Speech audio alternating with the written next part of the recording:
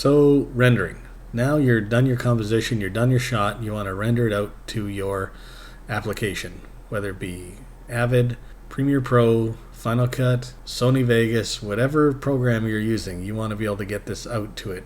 And you want to be able to have it as high quality as possible. So what we want to do then is render it to another piece of footage and take that footage and import it into your program. There's more advanced things for rendering we'll talk about later in terms of alpha channels and things like that, but for now this is just how you get your shot out. And you can see I just made like a little rendering text layer here to just make a title. Yeah, I can turn that on and off using the eyeball, and I'm just going to delete it because our animation is still here. So there's two different ways that you can render in this program. One of the ways is composition, and this is the more complicated way, is when you add to render queue. For advanced users, this would be something you might use, where you can queue up a whole bunch of stuff and render from After Effects. If you use the Adobe Media Encoder, it's going to open up that program. It's going to connect to After Effects, so it's two programs open. So sometimes in After Effects, it's easier to go to the render queue here, but it's more complicated, so we're going to look at it later down the line. But you can see here though, when I go into things, when you're talking about professional versus amateur or pro amateur, whatever you want to call it, it's your codecs, right?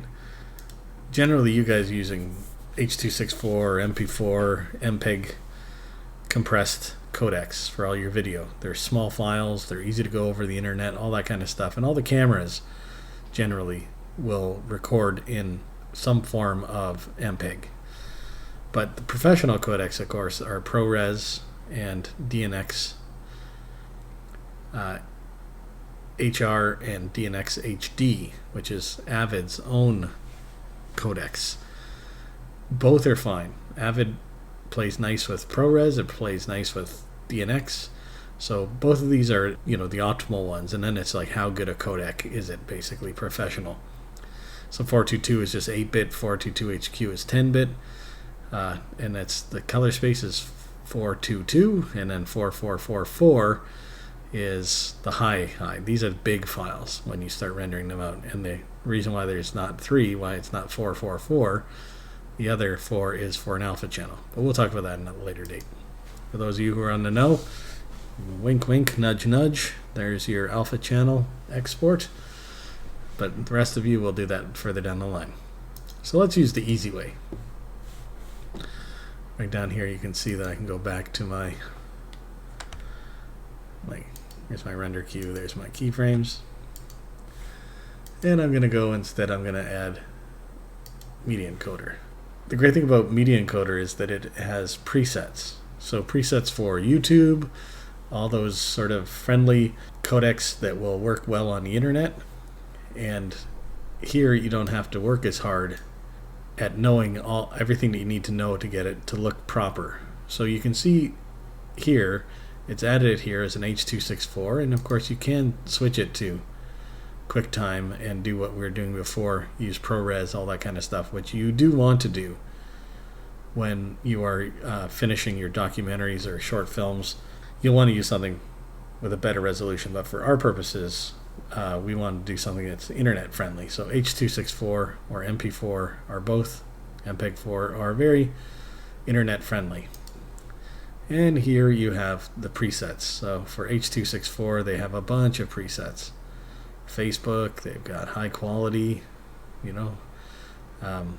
so high quality SD, HD, 1080, 4K, Twitter and Vimeo. So choose the one that you like to use, so YouTube is fine. I'm going to put this video on YouTube, so let's go to YouTube. Full HD, I'll click on that. And then this is the important one. Where is this going to go? And right now you can see it wants to go to Untitled Project AME somewhere on my hard drive. You have to find this, so you're going to have to import it back into Avid. So what you're going to want to do is put it in a place where all of your footage is stored. So for me, I have a media drive called Media SSD2, and it's got a bunch of stuff that I work on. And one of the ones is FMTV tutorials. So that's what I'm doing for you guys. So I'll just put it in here for now. I'm just going to call it keyframes. And I'm going to hit save. So now I know exactly where to take that from. So when I open up Avid and I go import my keyframes animation, I'm importing it from there. And it's with all of my film and television video files that I'm creating. So it's not somewhere, where if I take my project somewhere else and then I realize that it's offline because it's on my desktop or on a drive that's on my computer. So knowing where your footage is going is so important. And then there's a little green go button, and you hit go. And it's done. You see here there's rendering things. If you have a good GPU like I've got mine, it'll use hardware acceleration, and if you don't, it'll just use software. So it'll take a little longer than that. But it's a pretty simple animation, rendered very quickly. And then we'll go and find that on the drive. Open this up, go to the MF Media, go to FMTV Tutorials, and there it is. Double click.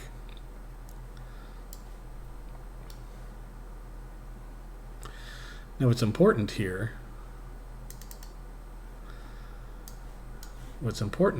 is that if I check my info, which is Command I, I'm using VLC, but it'd work in QuickTime as well.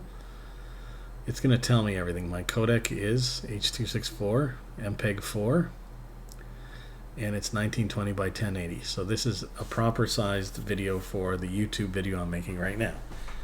And there you go. You have a rendered file. Import it into your project.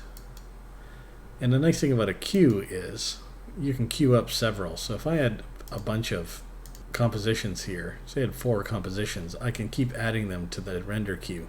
So I don't have to render everyone at all times. So the nice thing is if I get to the render queue and I'm at, say I have 8 of them and I'm going to go home for the night, well, I'll just set them all to render, get up in the morning, go to work, take a look, find out what I did wrong, usually is how it goes, and then re-render what's needed, and off you go.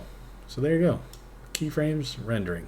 So for you guys, render something out, check it in your edit program, make sure you did it right, and I'll see you on the next one.